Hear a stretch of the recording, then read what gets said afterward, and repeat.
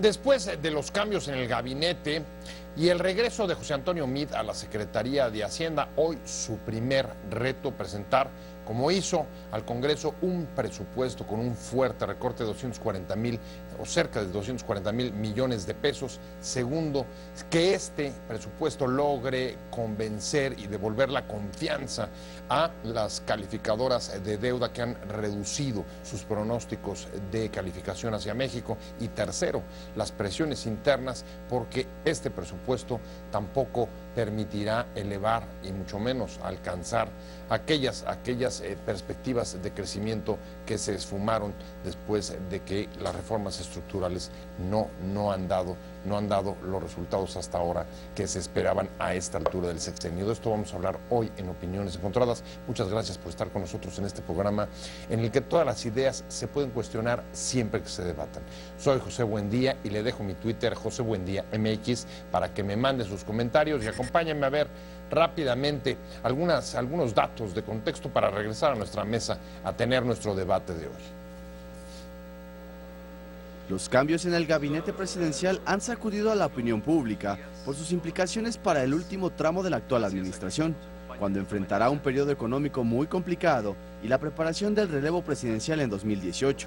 Los movimientos en el equipo de colaboradores de la presidencia impactaron precisamente en la Secretaría de Hacienda, a la que llegó José Antonio Meade tras la renuncia de Luis Videgaray.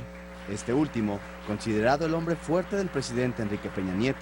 También pasó a Sedesol Luis Miranda, uno de los funcionarios y operadores más cercanos al mandatario, que llega desde las áreas de la política interna de la Secretaría de Gobernación. Los cambios se producen tras el cuarto informe de gobierno y la visita a México de Donald Trump. Para su relevo, el presidente ha recurrido a Meade, un político experimentado que ya se ha desempeñado en esa cartera. La oposición interpreta estos movimientos como divisiones en el gabinete de cara a la sucesión presidencial. ¿Cuál es el impacto del cambio en el presupuesto 2017 y el manejo de la turbulencia económica los próximos 2 años? ¿Por qué llega un operador político a Sedesol? ¿Sin un enroque o hay divisiones internas? Posiciones. 1. José Antonio Meade, nuevo secretario de Hacienda, señaló que el proyecto de muro fronterizo del candidato a la presidencia de Estados Unidos, Donald Trump, no está incluido en el presupuesto de 2017 ni en ningún otro. Respecto al Tratado de Libre Comercio, el funcionario aclaró que es una negociación implícita que se ha hecho para el nuevo acuerdo de asociación transpacífico. 2. Según el panista Fernando Herrera, la división, los desacuerdos y hasta las aspiraciones presidenciales de los funcionarios pudieron ser factores clave en la salida de Luis Videgaray como titular de Hacienda. Vemos una auténtica pachanga en el gobierno federal. Todos se achacan, nadie defiende nada y cada quien está viendo para su santo. Los asuntos del país no pueden estar en manos de esas personas. 3. El perredista Miguel Barbosa sostuvo que el gabinete está fracturado. Las grillas surgen cuando hay un jefe debilitado. Las grillas son consecuencia y causa de una división, aseveró. 4. Para Vidal Llerenas, diputado de Morena, el tema Trump lo descalificó como interlocutor con los actores políticos. Imagínate el escenario de la competencia de Videgaray en la Cámara, hubiera sido desastroso, señaló. Arrancamos con Opiniones Encontradas. Muchas gracias por estar con nosotros y hoy vamos a hablar de los cambios en el gabinete, pero sobre todo de los riesgos y de los retos de los nuevos que han llegado a ocupar las carteras, 2 carteras centrales para los temas de los próximos 2 años. Uno, el cambio en la Secretaría de Desarrollo Social. ¿Cuál es la perspectiva ahí con la llegada de uno de los principales operadores políticos que viene de Gobernación, pero más allá de eso, que viene de operar en el Estado de México desde que el presidente Peña era gobernador ahí? Y el segundo cambio, el regreso de José Antonio Meade a la Secretaría de Hacienda y ya desde hoy su primer reto para la presentación del presupuesto que abrirá la agenda de discusiones y sobre todo de negociaciones, sí con el Congreso, por supuesto, en primera instancia para sacar el presupuesto, pero mucho más allá de ello, una negociación que tendrá que ir en los próximos 2 años volviendo a tejer los vínculos tanto con los empresarios como con la comunidad financiera internacional y por supuesto con las temidas calificadoras de deuda que ya han puesto semáforos amarillos a nuestra deuda. Muchas gracias por estar con nosotros, con a la doctora Ivonne Acuña. Ella es académica de la Universidad Iberoamericana, especialista en sociología política. José, muchas gracias por la invitación. No, gracias, muchas José Luis, gracias. un gusto estar con ustedes y el auditorio. Muchas gracias, de verdad, y muchas gracias, José Luis de la Cruz, director del IDIC. Apenas habíamos hablado del presupuesto hace unos días, el martes, ¿no? El martes me parece, y la verdad es que qué cosas, pero cómo han pasado situaciones. Ya no te hablo de la visita de Trump que sacudió, digamos, al gabinete al día siguiente de que hicimos este programa. Ahora ya se presenta el informe, cambios que implicaban incluso al hombre fuerte del presidente como era Luis Videgaray, el regreso de Meade, del mismo grupo que Videgaray, y también cambios en desarrollo social. Arrancamos con la pregunta obligada y es, ya tenemos datos, 240,000 millones, cerca de 240,000 millones de recorte presupuestal para 2017, y ahí veo tres retos, tú me dirás. Una, ¿qué hacer con el estancamiento económico que esto va a dejar?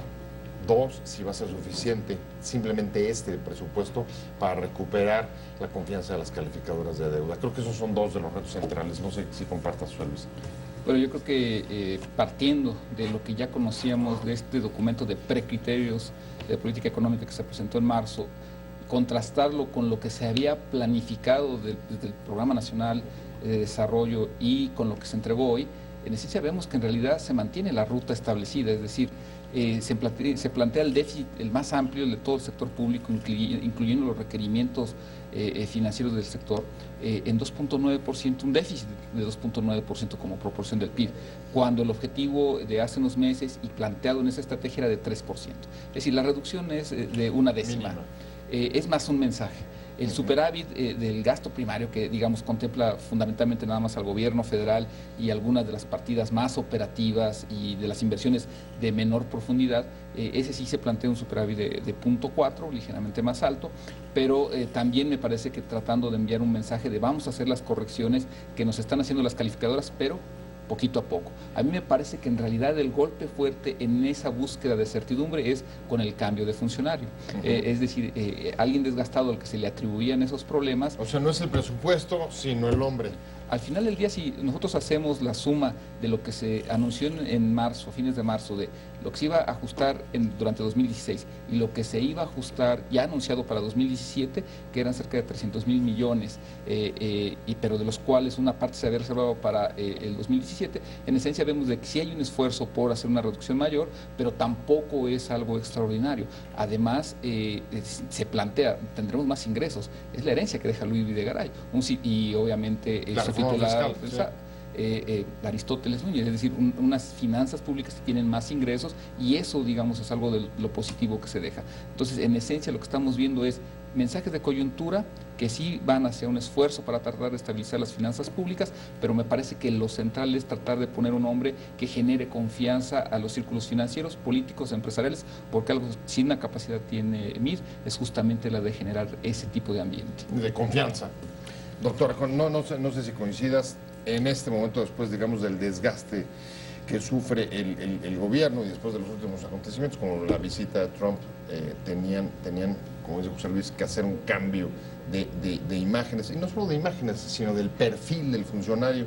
Estoy pensando en mí, por la confianza que en efecto genera, pero también está el caso del sector de desarrollo social, que esa es justo la inversa. Ese no he leído yo, al menos hasta ahora, que la confianza sea tal. Tenemos dos casos. Exactamente, son contrapuestos porque a mí efectivamente la idea es generar confianza, tiene un prestigio nacional e internacional, ha manejado esa cartera, la manejó con Calderón, es decir, tiene experiencia, pero con Miranda, con Luis Enrique Miranda, tiene experiencia política. De hecho, se sabe que ha sido, digamos, una pieza política muy relevante para el presidente Enrique Peña Nieto desde el Estado de México, un operador político, pero esa actividad no se traduce en experiencia en el manejo de programas sociales y en lo que tiene que hacer en la Sedesol, en primer lugar. Entonces, primero entra con esa desconfianza de si su nombramiento tiene que ver con las elecciones en el Estado de México el próximo año, es decir, si va a operar desde Sedesol, lo cual no es descabellado porque ha habido otras experiencias, por ejemplo, al inicio del sexenio en Veracruz, si mal no recuerdo, en Veracruz para la elección de gobernador, hubo un escándalo, una grabación que presentó el PAN en torno precisamente al manejo de programas de Sedesol para comprar el voto. Entonces hay esa desconfianza, por supuesto. Como siempre que se nombra un funcionario, bueno, se le da un voto de confianza, no lo vamos a descartar de entrada, pero llega con esa desconfianza en cuanto a que puede manejar los programas de Sedesol para inclinar la elección del Estado de México, tan importante porque tiene el mayor número de votantes del padrón electoral, porque es el estado del presidente, es el estado del grupo político al que pertenece el presidente Enrique Peña Nieto, y de donde tal vez, probablemente, saldría el próximo candidato. Está esa desconfianza, decía uno, por cuestión de operador, pero también por cuestión de experiencia. Cuando él fue funcionario del Estado de México, manejó asuntos jurídicos, manejó incluso asuntos de tipo financiero. En la Secretaría de Gobernación, pues era el subsecretario de Gobierno y manejaba negociaciones políticas, asuntos políticos. Con la CENTE. Con grupos tan importantes como la CENTE, el ESME, Antorcha Campesina. Y entonces, ¿cómo traducir, o él cómo va a traducir esa experiencia para manejar una secretaría tan importante como Sedesol? Estábamos hablando de curva de aprendizaje, y son 2 años lo que le restan a este sexenio. ¿Cuánto tiempo ya no baja? ¿Cuánto tiempo va a necesitar Luis Enrique Miranda para realmente hacer un trabajo destacado en esa secretaría? Ahora, en el caso del relevo en Hacienda, José Luis, el presidente está perdiendo no a un secretario de Hacienda, sino al señalado como su hombre fuerte, el hombre fuerte del gabinete, quien había tenido un peso importante en términos de influencia sobre las decisiones del presidente, y llega en efecto Meade con toda la experiencia, porque ya había sido secretario de Hacienda, pero este es, digamos, la balanza de lo que pierde y lo que gana en 2 años que vienen, en un entorno económico muy complicado. ¿Tú sigues pensando que valía la pena el sacrificio, digamos? Normalmente el sexenio dura 6 años, probablemente ya haya durado nada más 4. ¿A qué me refiero con? Luis Videgaray no solamente ¿Se acabó el sexenio hoy con la salida de Videgaray, estás diciendo? Probablemente la firma del presidente con fecha de 30 de noviembre de 2018 lo firmó ayer. ¿Por qué? Luis Videgaray ocupaba algo más que una función en la hacienda pública. Él construyó toda una arquitectura que buscó rediseñar la administración pública. ¿A qué me refiero? Cambios constitucionales, por ejemplo, el 25-26, que ponían a política industrial como parte del mecanismo de desarrollo económico, tuvieron su derivación en otras leyes que eran transversales a todo el gabinete. Este programa que se ejecutó de la Cruzada Nacional contra el Hambre, por ejemplo, en la parte de desarrollo social, que salió junto con Rosario Robles, también lo que buscaba era transversalizar los esfuerzos, no nada más en desarrollo social, en hacienda pública, sino en comunicaciones, en economía, y creaciones como el Comité Nacional de Productividad, en donde la coordinación era de Secretaría de Hacienda, pero en donde entraban muchas funciones del gabinete, y era el vínculo con empresarios, académicos, parte de la sociedad. El Consejo Consultivo Empresarial para el Crecimiento Económico, en donde estaba Consejo Coordinador Empresarial, Coparmex, Concamín, Canaco y algunos otros elementos prestigiados de la parte empresarial, son elementos que le buscaban dar transversalidad a una estrategia económica, social, que ahora la duda es si realmente se va a continuar. Yo creo que no, porque lo que estamos viendo es un relevo de emergencia, que lo que intenta es tratar de conservar la estabilidad macroeconómica, y en donde me parece que la función, por ejemplo, en el caso concreto del nuevo secretario Meade, va a ser tratar de generar un escenario donde la economía crezca 2,5% en el mejor de los casos, con ciertas variables financieras que ya no causen ruido a las calificadoras, que ya no causen ruido, confrontación con el Banco de México.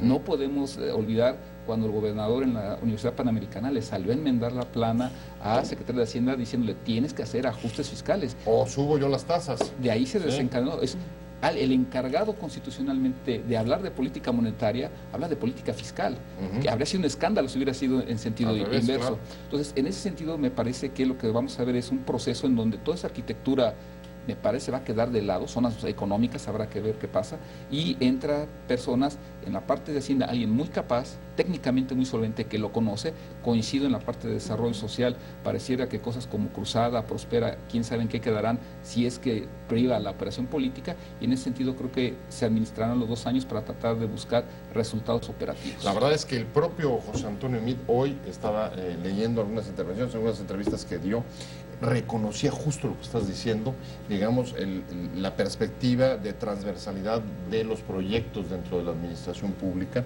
Lo llamó, a partir de eso, incluso el arquitecto de las reformas económicas de la actual administración. En efecto, Luis Videgaray fue un poco el artífice de las reformas, pero además generó, digamos, programas transversales que implicaban una remodelación, por utilizar más o menos tus términos, de la propia administración pública. Y hoy la pregunta es si coincides con José Luis en que hacia adelante lo que vendrá, pues digamos, es un cambio con el nuevo titular de Hacienda, con José Antonio Meade, en el sentido de dar prioridad básicamente a la estabilidad macroeconómica, la deuda, mensajes de confianza a las calificadoras, y se dejaría de lado, digamos, la obra, aunque Meade se lo reconoció hace rato en un discurso por el propio Videgaray, o se encarnaría una especie de como decíamos, post-videgarayismo. Bueno, no dije bien, pero se entendió. Pues tendríamos que comenzar por decir que José Antonio Meade seguramente tiene su propio proyecto y su propia forma de pensar en la economía y en lo que el país necesita ahora. Por supuesto no va a partir de cero, parte efectivamente, como se decía y como muy bien explicaba José Luis, de lo que hizo Videgaray y de lo que deja Videgaray, porque además decía yo hace rato, en 2 años no puedes hacer grandes cambios, máxime justamente cuando el país enfrenta problemas tan serios en términos económicos, pues que finalmente no se detona el crecimiento económico, el crecimiento es muy pobre, que no hay una derrama como había prometido el modelo económico neoliberal. Desde Miguel de la Madrid no ha habido la derrama prometida hacia los sectores populares, y eso genera incertidumbre, genera movimientos sociales, genera la caída en la popularidad, o sea, que tiene que ver, por supuesto, con esta cuestión del bolsillo, con el salario, que no aumenta de manera importante, aunque la inflación siga controlada, digamos que eso no se puede negar, pero no hay un reflejo realmente importante en el salario de las personas. Pero además hay otra serie de problemas que atraviesan estos 2 años, que tienen que ver con estabilidad política y social. Es decir, no solamente nos preocupamos de los temas económicos, sino de la estabilidad política. Si se dice, se va el gran operador de las reformas, que es Videgaray, ¿qué margen de acción tienen, por ejemplo, los 2 secretarios que recientemente nombrados, pero también otros personajes del gabinete? ¿Qué margen de acción tienen? Y ese margen de acción también pasa por el presidente de la República, es decir, en última instancia, y como el mismo presidente dijo en los últimos días, la decisión es suya.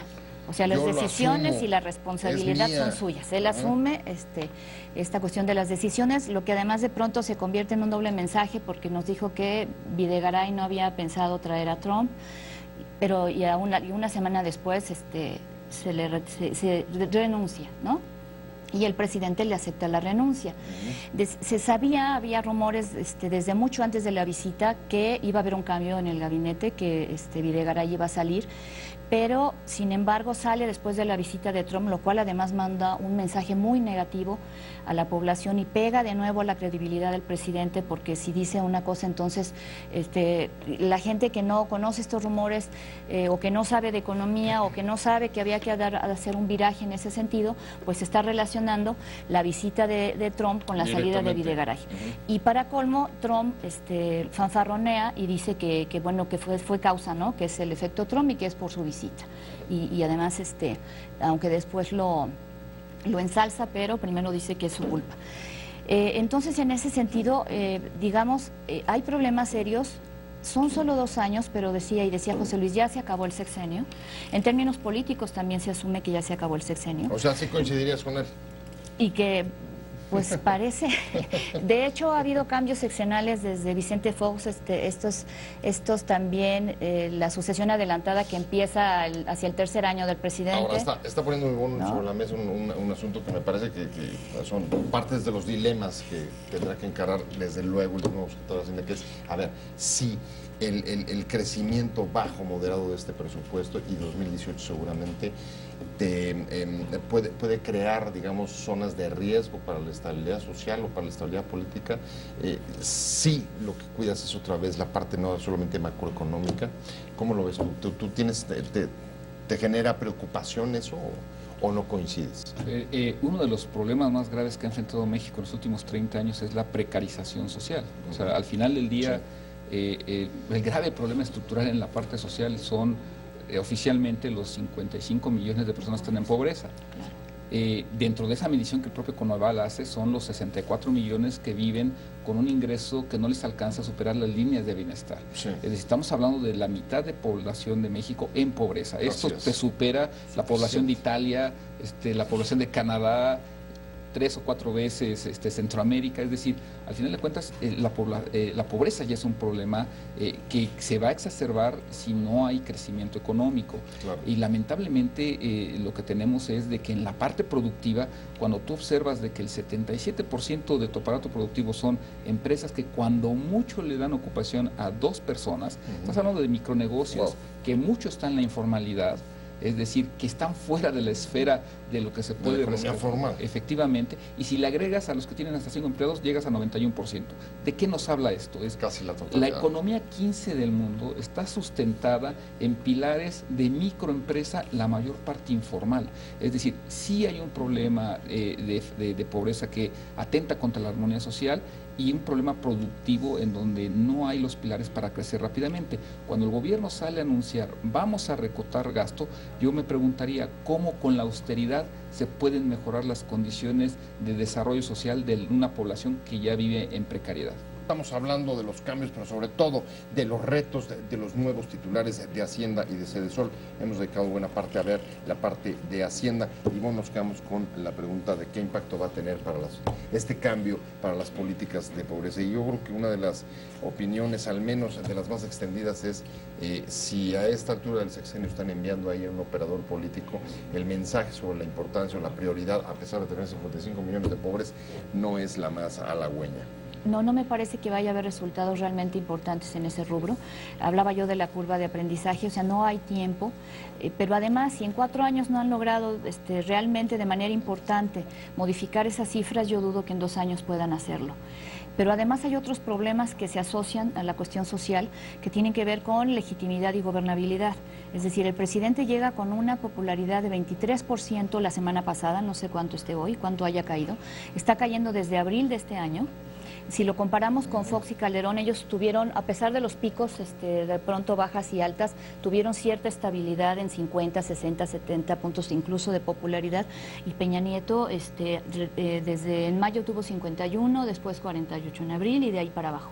Entonces decía, está en 23 ahora o estaba en 23, no sabemos cuánto más va a caer. Y eso se traduce en legitimidad, y eso se traduce en problemas de gobernabilidad.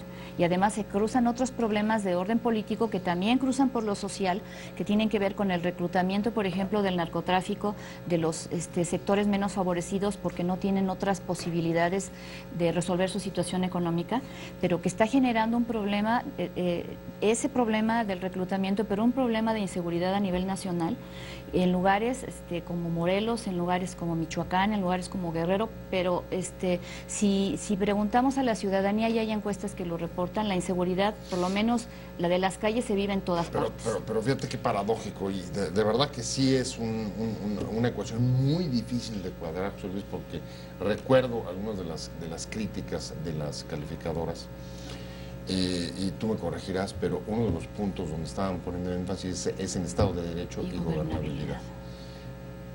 Y resulta que si, digamos que concentra solamente en la estabilidad macroeconómica, pero eso implica debilitar algunas bases o fundamentos de gobernabilidad, la ecuación puede, digamos que no dar el resultado previsto. ¿Cómo ves tú? Déjame agregar un elemento. Ajá. El indicador de competitividad del Foro Económico Mundial, en donde México sale peor, es en el manejo de las instituciones.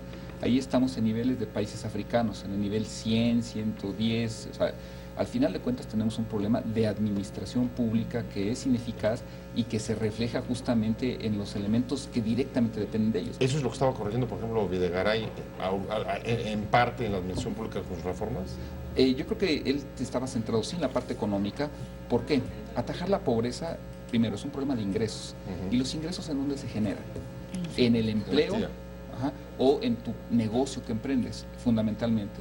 El presupuesto nunca te va a alcanzar para resolver el problema de pobreza de un país. Entonces yo creo que estaban centrados en eso, y la parte de gobernabilidad, yo creo que sí la operación recaía por acá más cerca en Bucareli, ¿no? Entonces en ese sentido yo creo que los pendientes del país van más allá de los económicos. Una agenda demasiado complicada y muy difícil, sobre todo, de establecer prioridades muy claras. Lo vemos incluso en el contraste de los dos nombramientos. Y efectivamente estos dos nombramientos no van a dar para resolver todos esos graves problemas. Ahora, lo que podríamos esperar es que en los siguientes 2 años estos no empeoren. Sí, o sea, no ha habido una operación adecuada, me parece a mí, de todos estos problemas que mencionábamos, cuestiones económicas, políticas, sociales, y es difícil esperar que en los siguientes 2 años ocurra un milagro y realmente Meade y Miranda puedan revertir la situación en la que está el país. Como un asunto de emergencia, estaríamos más bien como, digamos, una estrategia de contención de los problemas. Efectivamente, uno es contención, lo otro es que la estabilidad al nivel de 2,5% te alcance para que esto no se salga más de control, y lograr los amarres suficientes para justamente que este país se mantenga avanzando, o que por lo menos estos problemas no generen una inestabilidad económica y social más grande. Yo creo que se apuesta justamente a tratar de mantener esa estabilidad. Pero con una apuesta que tampoco me acaba de convencer, porque si se está desacelerando el consumo interno, y hoy lo que están diciendo con el nuevo presupuesto es, bueno, es que Estados Unidos posiblemente crezca y el comercio internacional se reactive a una tasa mayor, ¿eso es viable? Es la apuesta, no significa que vaya a suceder. Claro. Yo agregaría otro problema, y tiene que ver con la debilidad presidencial.